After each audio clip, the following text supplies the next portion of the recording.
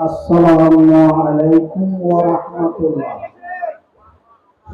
إن الحمد لله إن الحمد لله نحمده ونستعينه ونستغفره ونؤمن به ونتوكل عليه ونعوذ بالله من شرور أنفسنا ومن سيئات أعمالنا من يهده الله فلا مضل له ومن يضلله فلا هادي له ونشهد أن لا إله إلا الله ونشهد أن محمدا عبده ورسوله أما بعد فأعوذ بالله من الشيطان الرجيم بسم الله الرحمن الرحيم ولا تقولوا لمن يقتل في سبيل الله أموات بل أحياء ولكن لا تشعرون بسم الله الرحمن الرحيم يا أيها الذين آمنوا قوا أنفسكم وأهلكم نارا إن الله وملائكته يصلون على النبي يا أيها الذين آمنوا صلوا عليه وسلموا تسليما اللهم صل على محمد وعلى آل محمد كما صليت على إبراهيم وعلى آل إبراهيم إنك حميد مجيد اللهم بارك على محمد وعلى آل محمد كما باركت على إبراهيم وعلى آل إبراهيم إنك حميد مجيد गाहे बुलबुल बागीचाओ गाहे बुलबुल बागीचाओ सोनार फसल फलिया बोलना इलाहा इल्लल्लाह ला इलाहा इल्लल्लाह সম্মানিত আজকের সভার সভাপতি আগত উলামা ইকরাম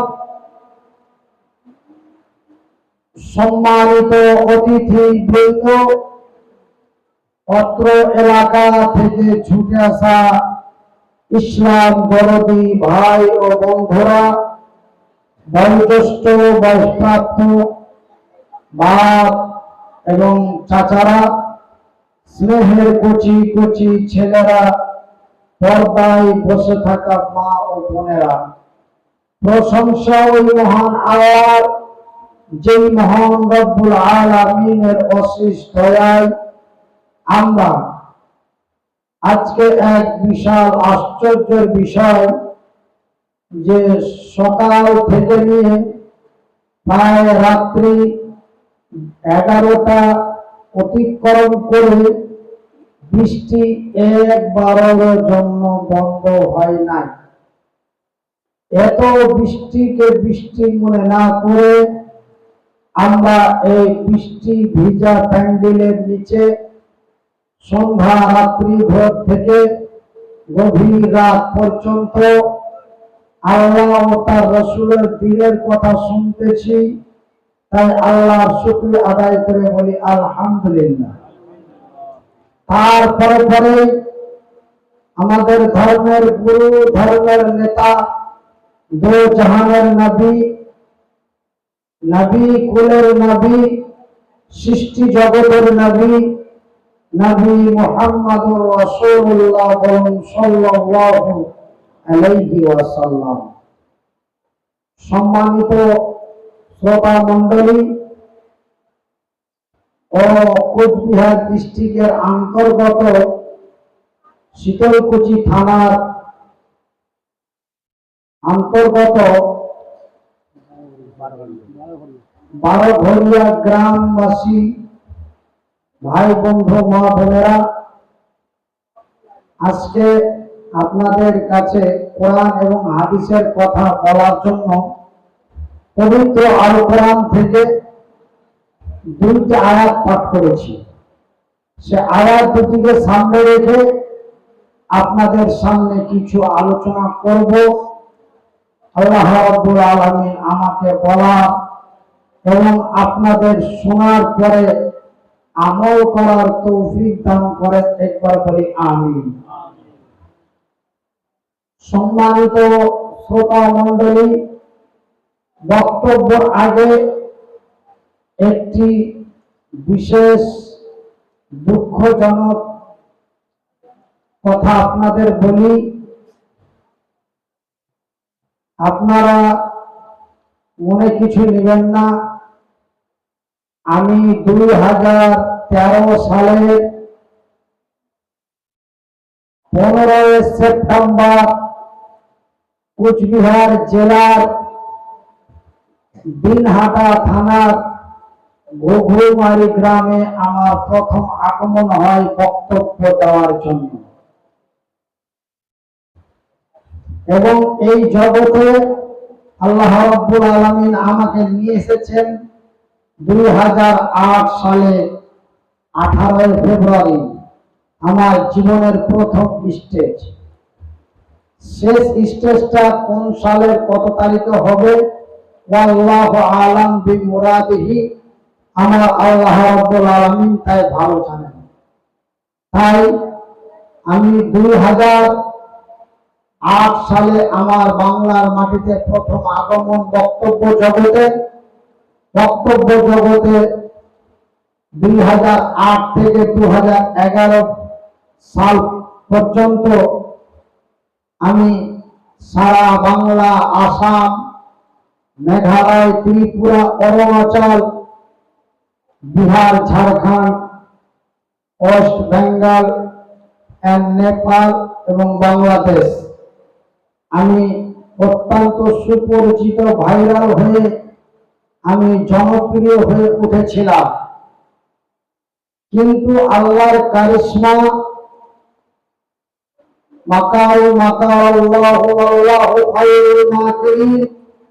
আমার আল্লাহর কারিশমা যে আমার আল্লাহ সত্য, আমার আল্লাহর কোরআন সত্য, আমার আল্লাহ যাহা বলেন তাহাও সত্য। তিনি তার পবিত্র কোরআনে বলেন, বিসমিল্লাহির রহমানির রহিম, وتعز من تشاء وتذل من تشاء بيدك الخير ইন্নাকা আলা কুল্লি শাইইন কাদির। নিশ্চয় আমি আল্লাহ যাকে চাই তাকে সম্মান দিতে পারি, এবং আমি আল্লাহ যাকে চাই তাকে সম্মানের জায়গা থেকে আমি একদম অসম্মানের জায়গায় আমি রাস্তার ভিখারি বানিয়ে দিতে পারি। তার নাম হলো আল্লাহ। জোরে বলে সুবহানাল্লাহ। তো আমি ভারত এবং বাংলাদেশে এমন এক প্রখ্যাত সুপরিচিত ভাইরাল বক্তা ছিলাম, কিন্তু আল্লাহর কারিশমা, ওই যে আল্লাহ বলেন আমি দিতেও পারি নিতেও পারি। সেই মহান আল্লাহ আমাকে 2008 সালে দিলেন এবং 2022 সালে আল্লাহ নিয়ে নিলেন। বড় দুঃখের বিষয়, গত 2022 সালের 28শে নভেম্বর আমার কলকাতা থেকে প্রোগ্রাম করে আস্তে আস্তে রাস্তার মাঝে আমি হঠাৎ অজ্ঞান হয়ে যাই।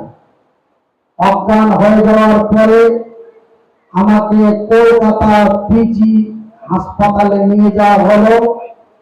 হাসপাতালে অ্যাডমিট করার পরে ডাক্তাররা বলল যে উনি স্ট্রোক করেছেন, যেটাকে আমাদের ভারতীয় ভাষায় বলে ব্রেন হেমারেজ, আর আমরা ইংরেজি ভাষায় বলি ব্রেন স্ট্রোক। এবং আমাদের পশ্চিমবঙ্গের কিছু কিছু ডাক্তার বলছেন যেটা ব্রেন স্ট্রোক ওটাকে বাংলায় বলে প্যারালাইসিস। তো আমার 2022 সালে 28শে নভেম্বর আমার ব্রেন স্ট্রোক হয়েছে। সারা বাংলায় তোলপাড় যে মনিরুদ্দিন ভাই মারা গেছে, এই বলে বিভিন্ন জায়গায় এই উল্টো খবর ভাইরাল হয়। কিন্তু আপনাদের দোয়ায়, আল্লাহর দয়ায় আল্লাহ আমাকে দুনিয়াতে বাঁচিয়ে রেখেছেন। জোরে বলি আলহামদুলিল্লাহ। কতদিন রেখেছেন জানি না, ওয়াল্লাহু আলাম বিমুরাদিহি, আমার আল্লাহ তা ভালো জানেন। তবে আমার এই জয়নাল আবেদী ভাই আমাকে প্রায় 1 মাস আগে আমাকে ফোন করলেন। ফোন করে বললেন, হুজুর আমরা সেপ্টেম্বর মাসে একটা প্রোগ্রাম করতে চাই। তো ভাই প্রোগ্রাম করতে চান, আলহামদুলিল্লাহ মাশাআল্লাহ ভালো, কিন্তু আমার ব্যাপারে কোনো খবর আছে? বলে আমরা ইউটিউবে এবং ফেসবুকে দেখেছি যে আপনি বড় অসুস্থ, মৃত্যুর হাত থেকে বেঁচেছেন, আল্লাহ বাঁচিয়েছে, কিন্তু এখন আপনার কি অবস্থা?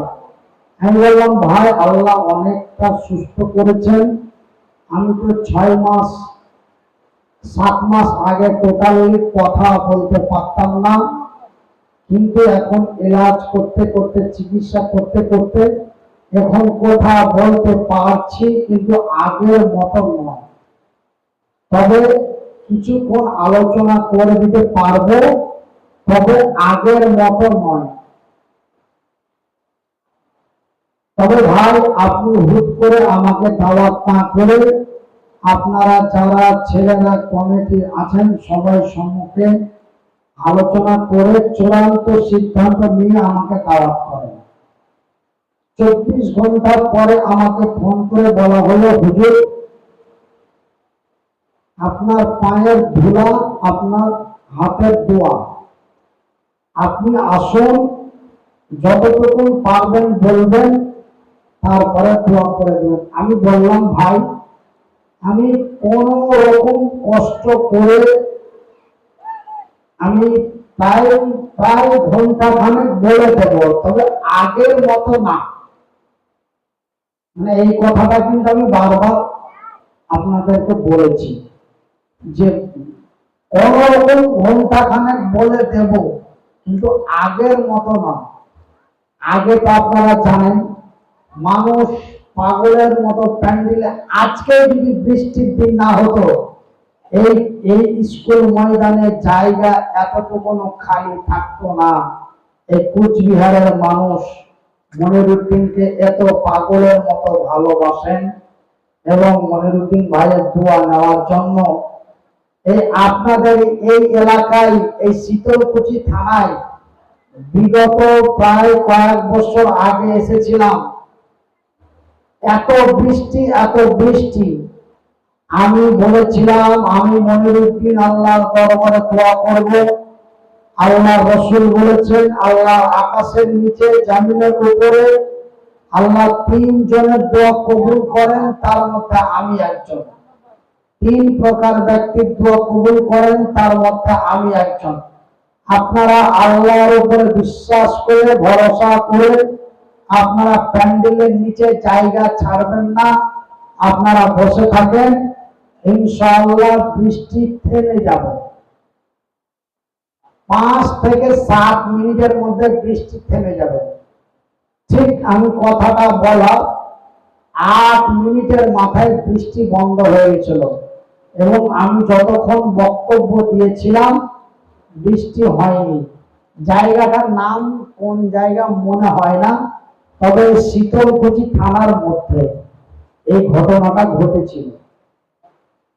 তো জায়গা হোক ভাই, এগুলো সব আল্লাহর কারিশমা। কেন আল্লাহ জিন্দাকে মারতে পারে, মৃত্যুকে জিন্দা করতে পারে, অনাবৃষ্টিকে বৃষ্টি দিতে পারে, বৃষ্টিকে অনাবৃষ্টি করতে পারে, সম্মানিত ব্যক্তিকে অসম্মানিত করতে পারে, অসম্মানিত ব্যক্তিকে সম্মানের জায়গায় পৌঁছাতে পারে। তার নাম কি? একটু জোরে আঙ্গুল দেখে চিল্লাই বলেন তার নাম আল্লাহ। জোরে নারায়ে তাকবীর, নারায়ে তাকবীর। তার নাম আল্লাহ। ভাই আমার, আব্বা জানার আমার, এখন যদি আমরা দুঃখ করি যে আল্লাহ এমন একটা প্রোগ্রামের দিন আল্লাহ বৃষ্টি দিল, তবে এই দুঃখ করাটা কিন্তু আমাদের ঠিক হবে না। কেন? আল্লাহ রাব্বুল আলামিন তিনি তার পবিত্র কোরআনে বলেন বিসমিল্লাহির রহমানির রহিম। আর-রহমান আল্লাহুল কুরআন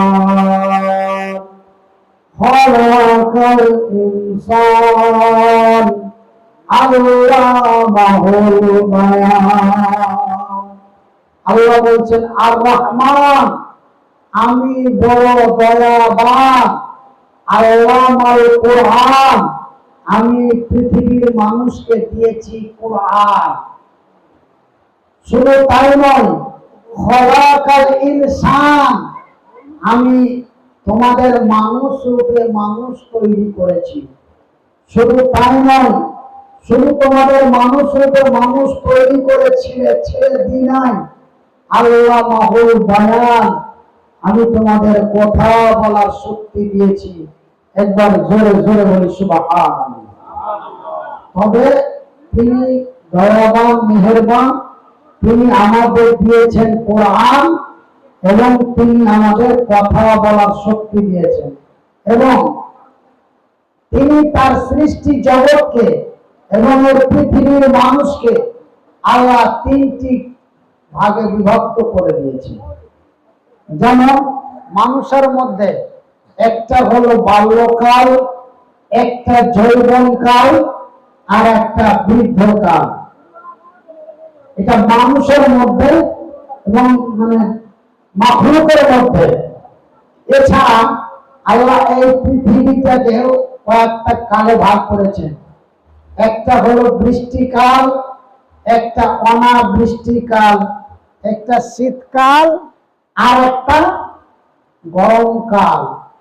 তবে আমরা জানি আষাঢ়, শ্রাবণ, ভাদ্র, আশ্বিন, আষাঢ়, শ্রাবণ, ভাদ্র, আশ্বিন, এই 4টা মাস হচ্ছে বৃষ্টির মাস। তবে আমরা বৃষ্টির মাসে আল্লাহর উপরে ভরসা করে প্রোগ্রাম করেছি। শুধু বৃষ্টির মাসে তো বৃষ্টি হবেই, আর বৃষ্টি যদি না হয় তবে আমাদের জমিনে ফসল কোথা থেকে ফলবে? আর বৃষ্টি যদি পবিত্র কোরআনের মধ্যে আল্লাহ এবং আল্লাহ রাসূলের ইতিহাসের মধ্যে পাওয়া যায়, যে বছর বৃষ্টি বেশি, বিদ্যুৎ বেশি, সেই বছর জমিতে ফলন বেশি। জোরে বলুন, আর একটু বলা যাবে না? একবার জোরে বলি আল্লাহু আকবার। তবে এই বৃষ্টি আল্লাহ আমাদের কল্যাণের জন্য, তাই জোরে বলি আলহামদুলিল্লাহ। সেহেতু এই বৃষ্টিকালে আমরা প্রোগ্রাম করেছি, সেহেতু আমাদের দুঃখ করার কোন জায়গা নেই এবং আমরা দুঃখ করব না বলি ইনশাআল্লাহ। আমরা এই প্রোগ্রাম আমরা কার্তিক অগ্রহায়ণ মাসে করব। চুটিয়ে সন্ধ্যা থেকে নিয়ে সকাল 6টা পর্যন্ত শুধু বসে বসে কোরআন হাদিসের কথা শুনতে পারলেই হলো, নাকি কথা বলো? কিন্তু এটা বৃষ্টিকাল, সেহেতু আমাদের দুঃখ করার কোনো জায়গা নেই এবং আমরা দুঃখ করব না। তবে আমি যে কথা আপনাদের বলতে চাইছি, আল্লাহ রাব্বুল আলামিন বলছেন, বিসমিল্লাহির রহমানির রহিম, ইয়া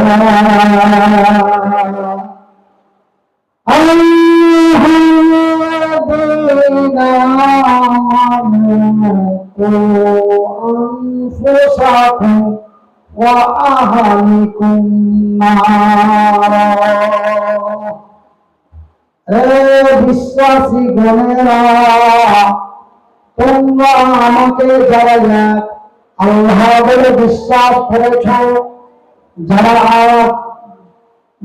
আমার নবীকে নবী বলে স্বীকার করেছ, যারা আমাকে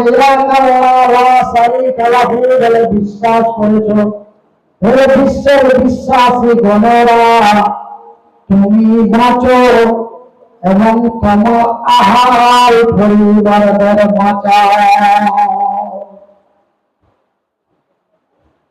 বাঁচাও। এখানে কিন্তু বাঁচাও বলা হয়েছে, বাঁচাও। তবে কোথা থেকে বাঁচাও? মরে যাচ্ছে, মৃত্যুর হাত থেকে বাঁচাও, কথা বলে না? মৃত্যুর হাত থেকে বাঁচাও। না খেয়ে মরে যাচ্ছে, খাবার দিয়ে বাঁচাও। এই রাইট, মনে করো তো ভাই, তাহলে না খেয়ে মরে যাচ্ছে, খাবার দিয়ে বাঁচাও না। ইলেকট্রিকে শর্ট খেয়ে মরে যাচ্ছে, ওখান থেকে বাঁচাও না। কোথা থেকে বাঁচাও? আল্লাহ তার পরের শব্দতে বলছে, না, ওই কঠিনময় জাহান্নামের আগুন থেকে বাঁচাও। নারা, ওই কঠিনময় জাহান্নামের আগুন থেকে বাঁচাও। তবে জাহান্নামের আগুন এমনই কোন আগুন যে আল্লাহ আমাকে বাঁচতে বললেন এবং আমার আহাল পরিবারদের বাঁচাতে বললেন। তাই আপনাদেরকে বলি, আপনারা আমার আহাল পরিবার নয়, আপনারা আমার কে? একজন বলতে পারবেন আপনারা আমার কে? আপনারা আমার কে?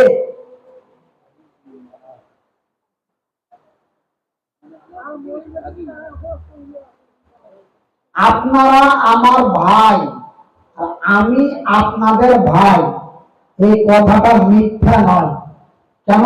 قال النبي صلى الله عليه وسلم, নবী করিম সাল্লাল্লাহু আলাইহি ওয়াসাল্লাম বলেন, قال النبي صلى الله عليه وسلم, কুল্লু মুসলিমুন ইখওয়ান, এক মুসলমান অন্য এক মুসলমানের ভাই। আপনারা হলেন আমার ভাই, আমি হলাম আপনাদের ভাই। এই কথাটা মিথ্যা নয়। আমার রাসূল পবিত্র তার নুরানি মুখ দিয়ে বললেন, কুল্লু মুসলিমুন ইখওয়ান, এক মুসলমান অন্য এক মুসলমানের ভাই। আর আমার আল্লাহ বলেন, রাসূল বলেন এটা হলো হাদিসের কথা, আর আল্লাহ বলেন এটা হলো কোরআনের কথা। তবে রাসূল বললেন তোমরা এক মুসলমান এক অন্যের ভাই, এটা বললেন আমার নবীর শব্দ। আর আমার আল্লাহ বলেন, ইয়া আইয়ুহাল্লাযীনা আমানু, হে বিশ্বাসী গণেরা, তুমি বাঁচো এবং তোমার আহাল পরিবারদের বাঁচাও। আহাল পরিবার বলতে কি বোঝায়?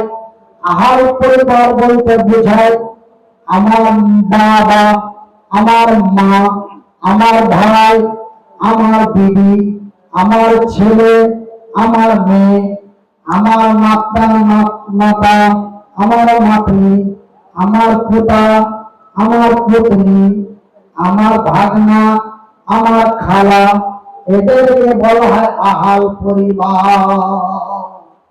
তুমি বাঁচো এবং তোমার আহাল পরিবারদের বাঁচাও। কোথা থেকে বাঁচাও? নারা, ওই কঠিনময় জাহান্নামের আগুন থেকে বাঁচাও। নারা। তবে আপনারা আমার ভাই, আমি আপনাদের ভাই।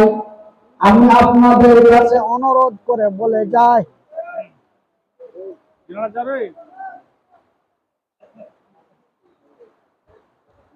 ভিডিওটা থামিয়ে দেন।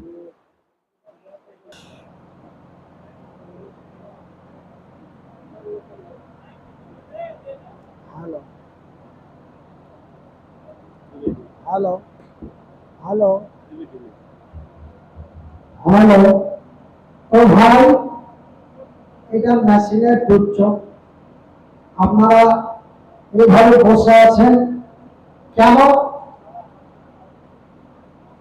আগে আমার যে আওয়াজ ছিল, বাঘের আওয়াজ, সে আওয়াজ থাকলে আপনাদেরকে এত কষ্ট করে বসাতাম না, বা বসার জন্য বলতাম না। আপনারা বসার জন্য জায়গা খুঁজে নিতেন। কথা ঠিক কিনা বলেন? কিন্তু এখন সে আওয়াজ নাই। আপনাদের ধমক দিয়ে বসাতে পারবো না, আর চমক দিয়ে শোনাতে পারবো না। ধমক দিয়ে বসাতে পারবো না, আর চমক দিয়ে শোনাতে পারবো না। সেহেতু আমি খুব সংক্ষিপ্ত ভাষায় কিছু গুরুত্বপূর্ণ কথা আপনাদের বলে যাই। কেন? আপনারা তো আমারই ভাই, আর আমি তো আপনাদেরই ভাই। এই কথা তো আমার রাসূল নিজে তার পবিত্র নুরানি মুখ দিয়ে বললেন, আপনারা আমার ভাই, আমি আপনাদের ভাই। তাই আপনাদের বলে যায় যে জাহান্নামের আগুন থেকে একটু ভয় করুন। জাহান্নামের আগুন অতি ভয়াবহ আগুন, এবং জাহান্নাম এমন একটি খাতারনাক জায়গা, জাহান্নাম এমন একটি ভয়াবহ জায়গা যে সেই জাহান্নামে পৃথিবীর কোন জাতি ধর্ম, কোন নর নারী, বিশ্বের কোন ব্যক্তি জাহান্নামে যেতে চায় না। কেন? আপনি একটা মাতালকে যদি বলেন, একজন মাতাল কাকে বলে? মাতাল কাকে বলে? মাতাল, আচ্ছা, মাতাল বলে নেশাখোরকে। একজন নেশা করে এই স্কুলের বারান্দায় পড়ে আছে, জ্ঞান নাই, নড়াচড়া করে, আর কি একা একা বলে। আপনি ওকে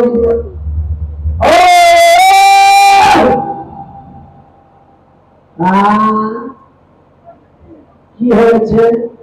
রে মাতাল, তুই জান্নাতে যাবি না জাহান্নামে যাবি? মাতাল কি বললে? মাতাল কি বলবে? মাতাল বলবে জান্নাতে যাব। জান্নাত কি তোর মামুর বাড়ি? আব্বা, আমার বলার উদ্দেশ্য হলো যে জাহান্নামে কেউ যেতে চায় না, জাহান্নামে কেউ যেতে চায় না। তবে জাহান্নাম কত খতরনাক জায়গা, একজন মাতাল ও জানে যে আমার জন্য জান্নাত নয়, আমি জাহান্নামে যাব, তারপরেও সে বলবে দেখি আমি জান্নাতে যাব, আমি জাহান্নাম যাব না। কিন্তু ও নিজেই নেশা করে পড়ে আছে। নবী সাল্লাল্লাহু আলাইহি ওয়াসাল্লাম কুল্লু মুশকিলুন হারাম। নবী করিম সাল্লাল্লাহু আলাইহি ওয়াসাল্লাম বললেন, যারা নেশা দ্রব্য পান করে তারা হারাম খায়। তবে আমরা সকলেই জানি যে নেশা করনেওয়ালা আল্লাহর জাহান্নামী। তবে নেশা করনেওয়ালা আল্লাহর জাহান্নামী, তবু নেশাখোর নেশা অবস্থায় বলে আমি জান্নাতে যাব। তবে জান্নাতি এমন কোন জায়গা এবং জাহান্নাম এমন কোন জায়গা যে জান্নাতে সবাই যেতে চায়? সুদখোর, মদখোর, জেনাখোর, অন্যায়কারী, অবিচারী, মিথ্যাবাদী, শয়তানি, হিন্দু, জৈন, বৌদ্ধ, খ্রিস্টান, ইহুদি, নাসারা, দেওবন্দি, বেরেলি, হানাফি, কাদিয়ানি, মালিকি, হাম্বলি, শিয়া, সুন্নি, খান, পাঠান, সবাই জান্নাতে যেতে চায়, কিন্তু জাহান্নামে কেউ যেতে চায় না। কেন বন্ধু আমার পর্দানসীন মায়েরা, শুনে যাও রাতের বেলা আমি মনিমুদ্দিন বলি খাড়া। জাহান্নাম কেন মানুষ কেউ যেতে চায় না এবং জান্নাত কেন সবাই যেতে চায়? এই জন্য জান্নাত যেতে চায় যে জান্নাত এবং জাহান্নাম দুইটা জায়গা, একটা হলো জান্নাত আর অপরটি হলো জাহান্নাম। জান্নাত বানিয়েছেন মানুষের জন্য, জাহান্নাম বানিয়েছেন মানুষের জন্য। জান্নাতে কোনো গাধা, ঘোড়া, কুত্তা, মৃগা, বিড়াল, শিগাল, চতুষ্পদ জন্তু জান্নাতে যাবে না, চতুষ্পদ জন্তু জাহান্নামে যাবে না। জাহান্নাম বলা হয়েছে এই পৃথিবীর মানুষের জন্য, জাহান্নাম বলা হয়েছে এই পৃথিবীর মানুষের জন্য। আমার ভাইরা, তবে জান্নাত কোন জায়গা এবং জাহান্নাম কোন জায়গা আমরা শুনেছি কিন্তু দেখি নাই। দেখেছি ভাই? দেখেছি? দেখি না। কিন্তু আমরা কত বড় ভাগ্যবান, আমরা কত বড় সৌভাগ্যবান যে আমরা কোন নবীর উম্মত গো?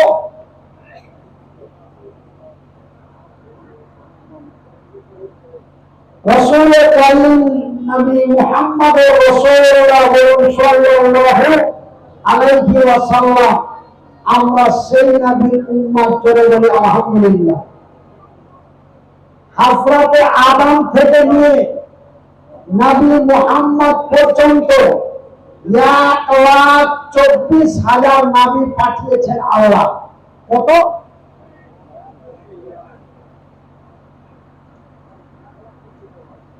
1,24,000 নবী আল্লাহ 1,24,000 নবী পাঠিয়েছেন। তার মধ্যে কয়জন নবীকে জান্নাত দেখানো হয়েছে বলতে হবে? জান্নাত এবং জাহান্নাম কয়জন নবীকে দেখাইছেন আল্লাহ? কয়জন বলা যাবে? কারো জানা আছে?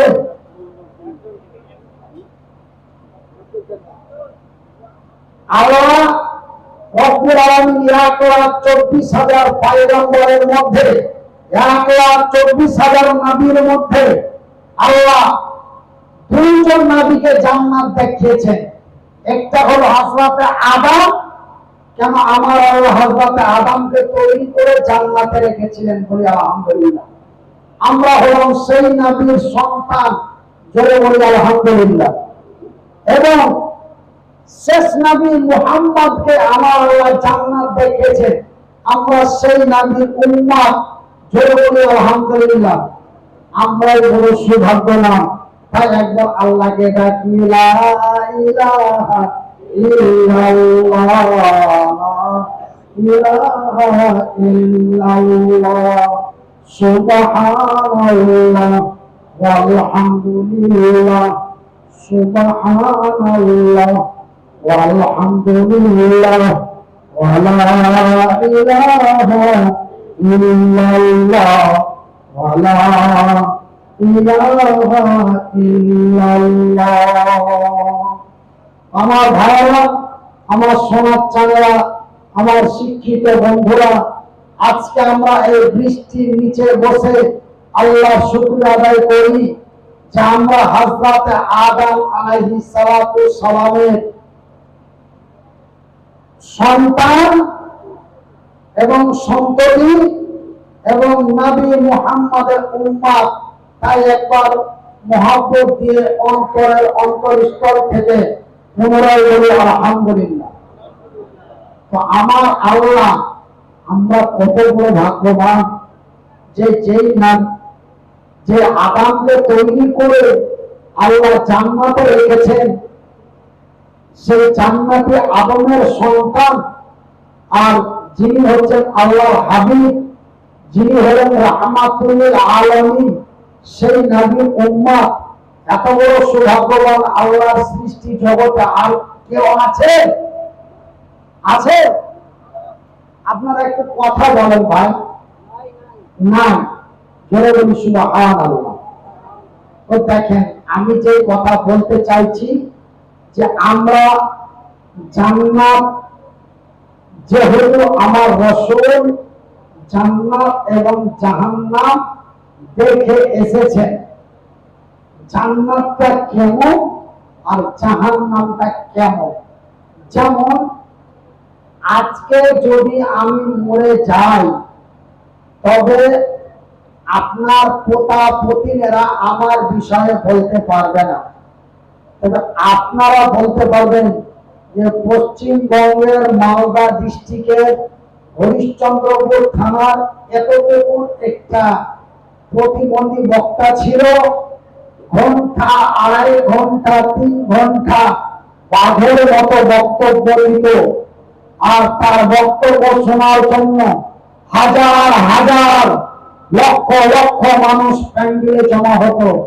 কিন্তু আল্লাহর কারিশমা, হঠাৎ করে লোকটার ব্রেন স্ট্রোক হয়ে যায়।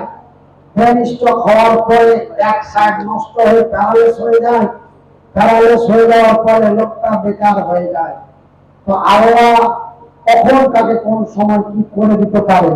আপনারা যেমন আমার কথা বলে দিতে পারবেন আজ থেকে 20 বছর পর আপনার ছেলে মেয়েদের, ছোট ছোট বাচ্চাদের সামনে, ওরকম আমার রাসূল জান্নাত এবং জাহান্নাম দেখে এসে এই পৃথিবীর মানুষকে খুলে বলে দিয়েছেন। জোরে বলি সুবহানাল্লাহ। আল্লাহ রাব্বুল আলামিন একদিন ফারিস্তাদের নিয়ে মিটিং করলেন। মিটিংয়ের মধ্যে অনেক কিছু চূড়ান্ত সিদ্ধান্ত পাস হলো। তার মধ্যে একটা আলোচনা হলো যে আমার রাসূলকে, আমার দয়ার হাবিবকে, আমার সার্বভৌমত্ব আমার নবীকে আমি ভ্রমণ করাবো। আমার আরশে আজিম থেকে নিয়ে আমার সাত আকাশ, চন্দ্র, সূর্য, নক্ষত্র, উপগ্রহ, মঙ্গল গ্রহ, মহাশূন্য, আমি সমস্ত কিছু আমার নবীকে দর্শন করাবো। এই বলে আল্লাহ রাব্বুল আলামিন মিটিং এর মধ্যে চূড়ান্ত সিদ্ধান্ত নিয়ে জিব্রাইলকে ডাক দিলেন, ওগো জিব্রাইল, আমার জমিনে যাও, আর আমার জমিনে যাও, আর আমার জমিনে যে আমার নবীকে সঙ্গী সাথী করে আমার সার্বভৌমত্ব ভ্রমণ করিয়ে দাও, সব কিছু আমার রাসূলকে দেখিয়ে দাও। এবার জিব্রাইল আল্লাহর কথা শুনে জমিনে চলে আসলেন। জমিনে চলে এসে বুরাকে করে আমার নবীকে সঙ্গে নিলেন। সঙ্গে নিয়ে সর্বপ্রথম গেলেন আল্লাহ যেখানে বসে পৃথিবী চালাচ্ছে, সে জায়গাটার নাম কি? আরশে আজিম, আরশে মুআল্লা। সর্বপ্রথম আমার নবীকে জিব্রাইল নিয়ে গেলেন আরশে আজিম। আরশে আজিম থেকে নিয়ে গেলেন চন্দ্র, সূর্য, বিভিন্ন গ্রহ, সমস্ত কিছু ভ্রমণ করার পরে আমার আল্লাহ বলেন, জিব্রাইল গো, ও জিব্রাইল, আমার নবীকে আমার জান্নাতটাও দেখিয়ে দিও আর আমার জাহান্নামটাও দেখিয়ে দিও, যেন আমার রাসূল তার উম্মতদেরকে বলতে গ্যারান্টি দিয়ে বলতে পারে যে জান্নাত এবং জাহান্নাম এমন। এবার আল্লাহ রাসূলকে এবার নিয়ে চলে গেলেন জান্নাতে নিয়ে চলে গেলেন, জান্নাত দেখাতে নিয়ে গেলেন। তো জান্নাতে যখন নিয়ে গেলেন, জান্নাতের কাছাকাছি যখন গিয়েছে, জান্নাতের ভিতর থেকে এরকম আওয়াজ, মানে জুতো পায়ে দিয়ে, আগের এক গালা জুতো ছিল কাঠের জুতো, সেটাকে আমরা বলি খড়ম। কি বলতাম? খড়ম বলতাম। তো টক টক টক টক টক টক টক টক করে জান্নাতের ভিতর থেকে আওয়াজ আসছে। আল্লাহ নবী দাঁড়িয়ে গেলেন। আল্লাহ নবী দাঁড়িয়ে যে জিব্রাইলকে ডাক দিয়ে বললেন, ওগো জিব্রাইল, জান্নাতের ভিতর থেকে একটি আওয়াজ পাওয়া যায়, এটা কিসের আওয়াজ? জিব্রাইল বলেন, ইয়া রাসূলুল্লাহ, ইয়া হাবিবাল্লাহ, ইয়া রাসূলুল্লাহ, ইয়া হাবিবাল্লাহ, নবী গো, এটা জান্নাতের আওয়াজ নয়, এটা জান্নাতের আওয়াজ নয়, এটা হলো জান্নাতীর আওয়াজ। সুবহানাল্লাহ বলুন না? আর একবার জোরে বলি, একবার মহব্বত দিয়ে বলি, একবার অন্তর দিয়ে বলি। জিব্রাইল বলেন, নবী গো, এটা জান্নাতের আওয়াজ নয়, এটা জান্নাতীর আওয়াজ। কার আওয়াজ? জান্নাতীর আওয়াজ। আল্লাহ রাসূল বলেন, এই জান্নাতীটা কে? যে জান্নাতীর আওয়াজ পাওয়া যায়, যে জান্নাতীর জুতার আওয়াজ পাওয়া যায়, যে জান্নাতি হাঁটাহাঁটি করছে জান্নাতের ভিতরে, সেই জুতার আওয়াজ আল্লাহ নবী শুনতে পাচ্ছেন। আল্লাহ নবী প্রশ্ন করলেন জিব্রাইলকে, এটা কিসের আওয়াজ? আর জিব্রাইল বললেন এটা জান্নাতের আওয়াজ। তো জান্নাতীটা কে? আল্লাহর নবী, দয়ার নবী, বিশ্বের নবী, নবী মুহাম্মদুর রাসূলুল্লাহ। বলুন সাল্লাল্লাহু আলাইহি ওয়াসাল্লাম। কেউ উত্তরের জবাব দিয়ে জিব্রাইল বলেন, ইয়া রাসূলুল্লাহ, ইয়া হাবিবাল্লাহ, নবী গো, এই জান্নাতি আর কেউ নয়, এই জান্নাতি হলেন হযরত বিলাল। সুবহানাল্লাহ। এই জান্নাতি সে কে? হযরত বিলাল। তবে হযরত বিলাল আল্লাহ এবং আল্লাহ রাসূলের কত প্রিয় সাহাবী ছিলেন যে সেদিন জান্নাত ফয়সালা হবে আর হযরত বিলাল জান্নাতের ভিতরে হাঁটা চলা করবে। এই আওয়াজটা আজকে আমার রাসূল শুনে আসলেন। জোরে বলুন। এই হলো জান্নাত। এবার জিব্রাইল নবীকে জান্নাতের কাছে নিয়ে গেলেন আর নিয়ে যে জান্নাতের দরওয়াজাটা খুলে দিলেন। জোরে বলুন আলহামদুলিল্লাহ, সুবহানাল্লাহ। জান্নাতের দরওয়াজাটা যখন খুলে দেওয়া হলো, তো জান্নাতের ভিতরের নিয়ামত দেখে আল্লাহ রাসূল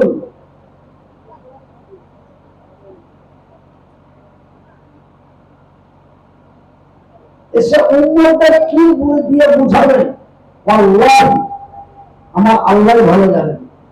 আল্লাহ রাসূল জান্নাত জাহান্নাম সমস্ত কিছু ফিরে এসে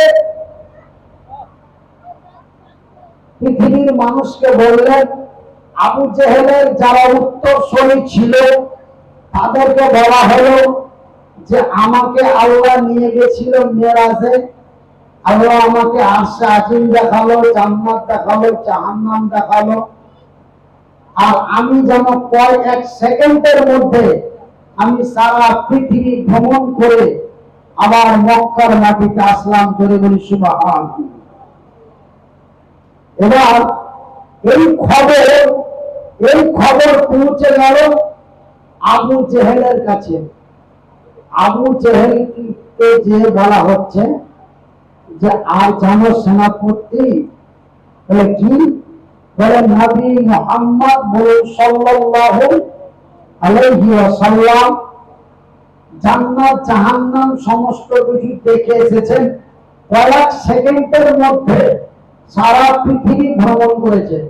আবু জেহেল বলছে বাজে কথা, ভাওতা বাজি। কি ভাই, আবু জেহেলের কথা কি সত্য?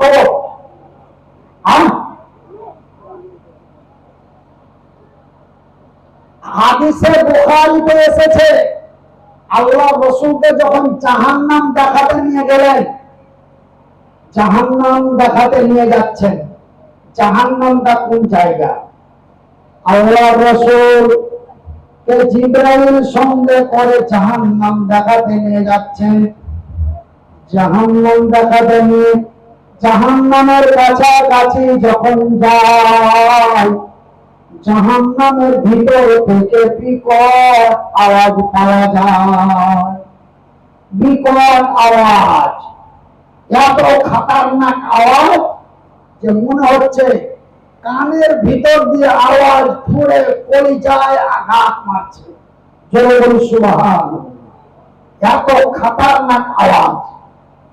এই আওয়াজ সহ্য না করতে পেরে আল্লাহ রাসূল দাঁড়িয়ে গেলেন। দাঁড়িয়ে যে বলছেন, জিব্রাইল, জিব্রাইল। বলে ইয়া রাসূলুল্লাহ, বলে এটা কিসের আওয়াজ? বলে এটা জাহান্নামীদের আওয়াজ। তো এরা কি অন্যায় করেছিল যে এদের কি শাস্তি দেওয়া হয়? জিব্রাইল বললেন, হুজুর একটু সবর করুন, একটু ধৈর্য ধরুন। এবার একদম জাহান্নামের নিকটে নিয়ে যাওয়া হলো। আর জাহান্নামের নিকটে যে জাহান্নামের দরওয়াজাটি খুলে দেওয়া হলো। জাহান্নামের দরওয়াজা যখন খুলে দেওয়া হলো, যারা ভয়াবহভাবে চিৎকার করছিল তারা যেন মহিলা। জোরে বলি আস্তাগফিরুল্লাহ। তারা কারা? তারা মহিলা, তারা নারী জাতি। তারা চিৎকার করছে জাহান্নামের যন্ত্রণায়, তারা চিৎকার করছে। কি যন্ত্রণা? তারা জাহান্নামের ভিতরে প্রসাব যন্ত্রণায় চিৎকার করছে, প্রসাব যন্ত্রণায় চিৎকার করছে। আল্লাহ রাসূল তাদের দৃশ্য দেখে আর আগাতে পারলেন না। জিব্রাইলকে বলেন, জিব্রাইল, এরা কোন মহিলা, এরা কোন নারী, এদেরকে কেন এই শাস্তি দেওয়া হলো? কেন সন্তান সন্ততি হয় আল্লাহর জমিনে? নাকি কথা বলেন? সন্তান সন্ততি হয় আল্লাহর জমিনে, কিন্তু জাহান্নামের ভিতরে কেন মহিলাদের বাচ্চা হচ্ছে? এরা কোন মহিলা? এরা কারা? এরা কি অন্যায় করেছিল? আমার কথা আপনারা শুনছেন না বুঝছেন? শুনছেন না বুঝছেন? শুনবেন কম, বুঝবেন বেশি। হাত জড়িয়ে বলে যান, শুনবেন কম, বুঝবেন বেশি। কেন শুনে লাভ নাই? কেন আমরা বর্তমান এখানে বসে শুনি, শোনার পরে যখন যাই তখন আমরা এইভাবে ছেড়ে রেখে চলে যাই। কথা ঠিক কিনা বল? শোনার পরে যখন উঠে যায় এইভাবে ছেড়ে রেখে চলে যায়। হুজুর তোমার বয়ান তোমার প্যান্ডেলে থাকলো, থাকলো ঝোলা, চললো বস্তু, আমি চললাম। ওই জন্য অনুরোধ করে বলি, শুনবেন কম, বুঝবেন বেশি। এবার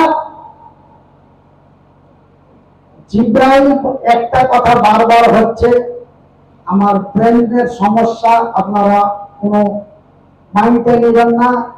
আমাকে এই আলোচনা বিভিন্ন জায়গায় এই আলোচনা করার জন্য অনুরোধ করা হয়, এই আলোচনা করার জন্য বিভিন্ন জায়গায় বলা হয়। আমার ভাইরা জিব্রাইলকে বলেন, ওগো জিব্রাইল, এই এরা কোন নারী, এরা কোন মহিলা, এরা কি এমন অন্যায় করেছিল, কি এমন অবিচার করেছিল, তাদের এই শাস্তি দেওয়া হয়? আপনারা 2 মাস আগে আমার দেখিয়েছেন। আমি যদি আপনাদের প্রোগ্রামে আসতে না পারি তবে আপনারা আমাকে কি শাস্তি দিবেন? জবাব বলে দিবেন? হাত হাত কেটে নেবেন? কি করবেন? বকাবকি করবেন, তাই তো? আমাকে কি শাস্তি দিবেন? বকাবকি দিবেন। হুজুরকে কেন বকছো? বলে আসার টাইম 9টায়, এসেছে 1টায়। বকাবকি দিব না? তবে 2 ঘন্টা লেট, এটা আমার অন্যায়। এই অন্যায়ের শাস্তি কি? বকাবকি, উল্টো পাল্টো। তবে যে আল্লাহ রাসূল বলছেন, এই নারীগুলি কি অন্যায় করেছিল যে তাদেরকে প্রসাব যন্ত্রণা দেওয়া হয়েছে? কি অবিচার করেছিল যে তাদেরকে প্রসাব যন্ত্রণা দেওয়া হয়েছে? জিব্রাইল বলেন, ইয়া রাসূলুল্লাহ, ইয়া হাবিবাল্লাহ, ইয়া রাসূলুল্লাহ, ইয়া হাবিবাল্লাহ, নবী গো, এই মহিলাগুলি ওরা যাদেরকে আল্লাহ রূপ দিয়েছিল, আর যারা যুবতী মহিলা, যারা পূর্ণ যুবতী হওয়ার পরে যারা আল্লাহর জমিনে বেহায়া বেপরদা নির্লজ্জা হয়ে, বেহায়া বেপরদা নির্লজ্জা হয়ে যারা আল্লাহর জমিনে চলাফেরা করেছে, মাথায় কাপড় দেয় নাই, পিঠটা উদাম, পেটটা উদাম, গলাটা উদাম করে আল্লাহর জমিনে চলেছে। স্কুল, কলেজ, ইউনিভার্সিটি, বিশ্ববিদ্যালয়, অফিসে, আদালতে, মায়ের বাড়ি থেকে বাবার বাড়ি, বাবার বাড়ি থেকে মায়ের বাড়ি। ওই যে মেয়েটা যৌবন আসার পর থেকে নিয়ে যতদিন আল্লাহর জমিনে বেহায়া, বেপরদা, নির্লজ্জা হয়ে চলেছে, হাজারো হাজার পুরুষ ওই নারীর দিকে দৃষ্টিপাত করেছে, ওই নারীর দিকে দেখেছে। যতজন দেখেছে প্রত্যেক জনের চোখ দিয়ে চোখে জেনা হয়েছে, আর প্রত্যেকটা জেনায় একটা করে বাচ্চা দেওয়া হয়েছে। বলি আস্তাগফিরুল্লাহ, আস্তাগফিরুল্লাহ মিন কুল্লি যামবিন ওয়া আতুবু ইলাইহি, লা হাওলা ওয়ালা কুওয়াতা ইল্লা বিল্লাহিল আলিয়্যিল আযীম। আল্লাহ রাব্বুল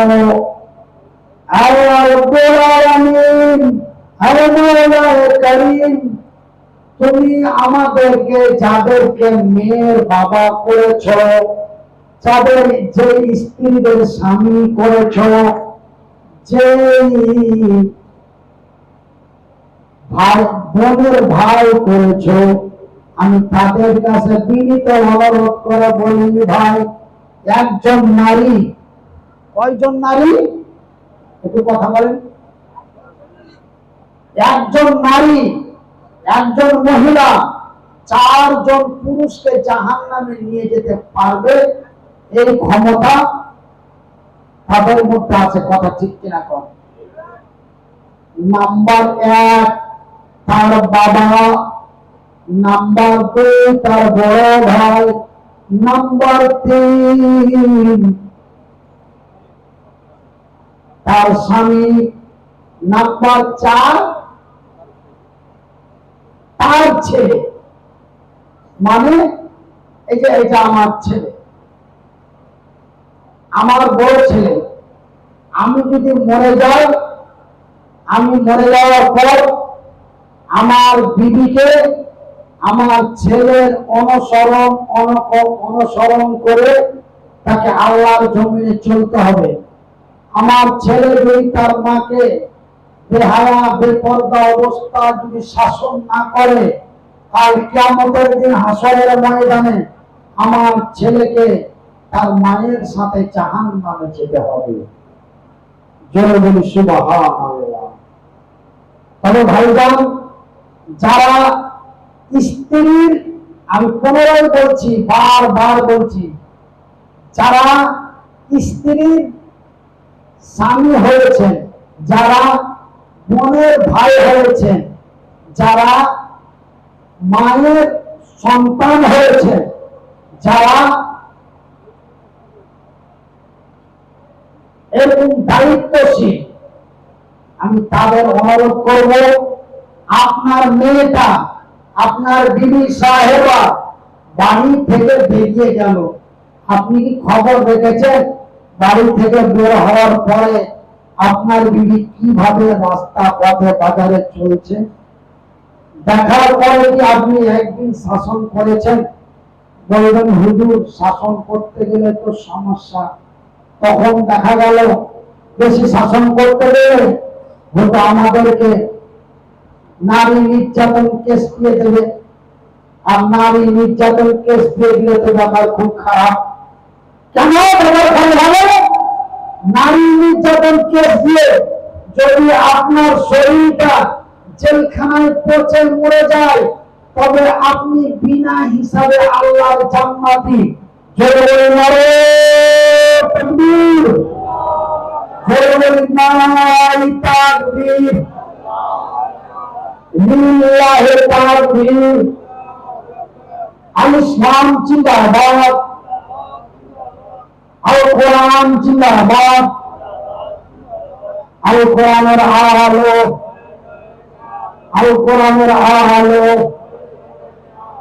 তো ভাই, আমি এই কথা আপনাদের বলি যে আমরা মনে করি যে একজন যুবক আর একজন যুবতী নির্জনে মিলন করার নাম হলো জেনা, নাকি না? শুধু একজন নারী একজন পুরুষ নির্জনে মিলন করার নাম শুধু জেনা নয়। জেনা হাতের হয়, জেনা চোখের হয়, জেনা মুখের হয়। বলে হুজুর কেমন করে হাতের জেনা? আমরা বাসে ঘাটে যাই, ভিড় ভাড়ের সময় নিজের হাতটাকে সামনে রাখতে পারি না, সেই মহিলার গায়ে টাচ করার চেষ্টা করি, এটা হলো হাতের জেনা। আমরা একজন নারীর দিকে খারাপ দৃষ্টিপাত করে তাকাই, এটা হলো চোখের জেনা। মুখ দিয়ে আমরা বলে ফেলি উফ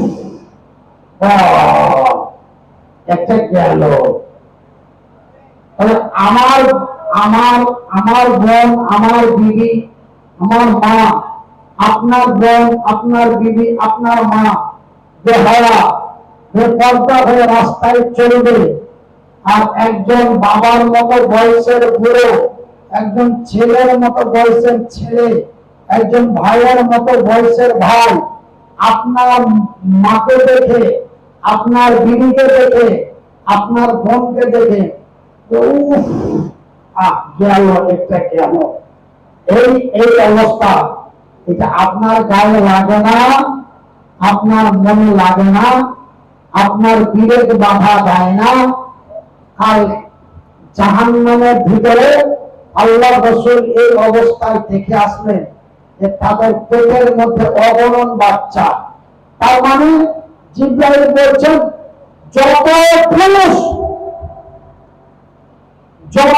পুরুষ ওই মেয়েটার দিকে তাকিয়েছে, প্রত্যেকটা টাকাতে একটা করে বাচ্চা তাদের পেটে দেওয়া হয়েছে।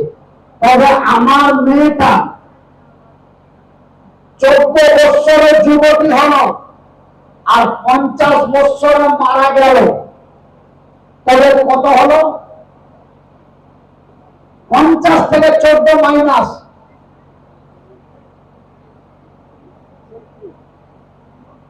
কত?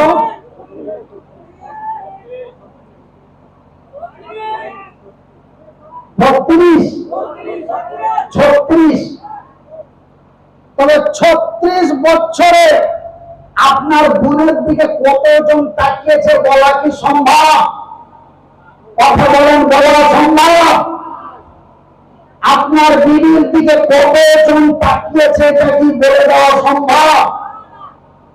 তো আল্লাহর রাসূল ওই জাহান্নামী নারীগুলির পেটের মধ্যে দেখলেন অগণন বাচ্চা, যেগুলো গুনে দেওয়া সম্ভব নয়। পায়খানা ট্যাঙ্কির ভিতরে যেমন পোকাগুলি কিলবিল কিলবিল করে, ওরকম হাজার হাজার লক্ষ লক্ষ বাচ্চা ওই নারীর পেটের মধ্যে। জোরে বলি আস্তাগফিরুল্লাহ, আস্তাগফিরুল্লাহ মিন কুল্লি যামবি ওয়া আতুবু ইলাইহি লা হাওলা ওয়ালা কুওয়াতা ইল্লা বিল্লাহি আলিয়্যিল আযীম। আয় আল্লাহ তাআলা, তুমি আমাদেরকে কঠিনময় জাহান্নামের আগুন থেকে বাঁচার তৌফিক দান করো। আয় আল্লাহ তাআলা, তুমি আমাদের মা বোন বিবি এদেরকে পর্দার সহিত চলার তৌফিক দান করো এবং তাদেরকে পর্দার সহিত চলার শক্তি দান করিও বলি আমিন। আর একটু জোরে বলি আমিন। আমার ভাইরা, এই মতো ভয়াবহ অবস্থা আল্লাহ রাসূল স্বচক্ষে জাহান্নামের ভিতরে জাহান্নামের করুণ ভয়াবহ এই বেশ কিছু শাস্তি জাহান্নামে দেখে আসলেন। একবার বলে বলি সুবহানাল্লাহ। তারপরে আল্লাহ রাসূল আরো কিছু মেয়েদের, আরো কিছু নারীদেরকে দেখলেন জাহান্নামের ভিতরে, দুটো হাত এবং দুটো পা এক জায়গায়। আমরা যে গরু জবাই করি না, গরু জবাই করার সময় চারটা পাকে বেঁধে দিই, ঠিক দুটো হাত দুটো পাকে, চার হাত পাকে এক জায়গায় বেঁধে এমনি করে শূন্য ভরে ঝুলিয়ে রেখেছেন, আর নিচে থেকে আগুনের তাপ। এরা কি অন্যায় করেছিল? এরা অন্যায় করেছে। এরা এরা কোন পাপিষ্ঠ? এরা কি অন্যায় করেছে? এরা হলো ওই নারী যারা নিজের স্বামী থাকা সত্ত্বেও অন্য পুরুষের সঙ্গে অবৈধ মিলন করে জেনা করেছে। এই নারীগুলিকে এইভাবে ঝুলিয়ে রাখা হয়েছে। জোরে বলি সুবহানাল্লাহ, সুবহানাল্লাহ, আস্তাগফিরুল্লাহ। তো ভাই জানারা এবং আমার সভাপতি সাহেব এবং আরো যারা স্টেজে দায়িত্বশীল রয়েছেন, আমি আপনাদের কাছে অনুরোধ করে বলি যে আমি একজন ব্রেন স্ট্রোক প্যারালাইসিস রোগী। হার্ট স্ট্রোক এবং ব্রেন স্ট্রোক হলে মানুষ বাঁচে না, কিন্তু আল্লাহ রাসূল বলছেন আল্লাহ যাকে বাঁচায় তাকে কেউ মারতে পারে না, আর আল্লাহ যাকে মারে তাকে কেউ বাঁচাতে পারে না। আমি যখন ব্রেন স্ট্রোক হয়ে পিজিতে ভর্তি ছিলাম, আমার ছেলের মা বিভিন্ন জায়গায় ফোন করে শুধু বলে হুজুরের জন্য দোয়া করবেন। আপনাদের মাথা ভাঙা, ধূপগুড়ি, ময়নাগুড়ি, চ্যাংরাবান্ধা, তারপরে আপনার দিনহাটা, শীতলকুচি, বিভিন্ন মসজিদে জামাতবদ্ধ হয়ে আমার জন্য দোয়া হয়েছে যে আল্লাহ তুমি তাকে সুস্থ করো এবং তাকে তুমি নেক হায়াত দাও। আপনাদের দোয়ায়, আল্লাহর দয়ায় আল্লাহ আমাকে এখন পর্যন্ত বাঁচিয়ে রেখেছেন। জোরে বলি আলহামদুলিল্লাহ। কতদিন বাঁচিয়ে রেখেছেন এটা জানি না, এটা আল্লাহ, আমার আল্লাহ ভালো জানেন। তাই আমি মনিরুদ্দিন, আমাকে বিশেষ করে ডাক্তারে কথা বলতে নিষেধ করেছেন এবং আমি আপনাদের এই জলপাইগুড়ি ডিস্ট্রিক্ট মহিতনগরে খ্রিস্টান হাসপাতালে আমি কিছুদিন চিকিৎসা করেছি। কেন আমার ব্রেন স্ট্রোক হওয়া 2 বছর হয়ে গেল।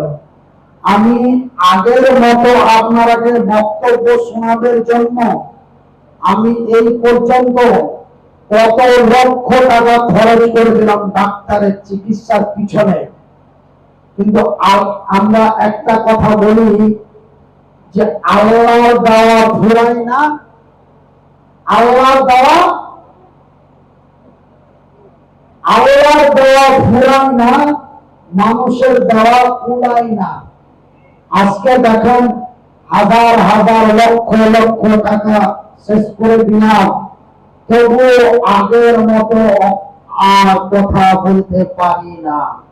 পারবো কিনা এটাও আল্লাহ ভালো জানেন।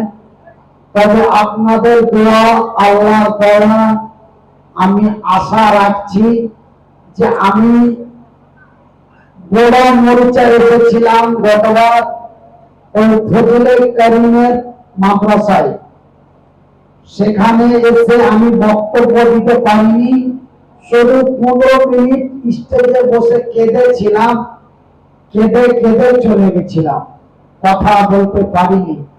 কিন্তু আপনাদের দোয়ায়, আল্লাহর দয়ায় আল্লাহ আমাকে এতক্ষণ পর্যন্ত কথা বলালেন। যতটুকু পারলাম, যাহা পারলাম, আল্লাহ ও তার রাসূলের কথা বললাম। আমরা যেন সেই কথাগুলি মেনে চলার তৌফিক দান করেন। একবার বলি আমিন। ওয়া আখির দাওয়ানা আলহামদুলিল্লাহি রাব্বিল আলামিন। তো ভাই, আমি একটু আপনাদের নিয়ে দোয়া করব, দোয়া করে আমি সালাম দিয়ে শেষ করে দেব। তা আপনারা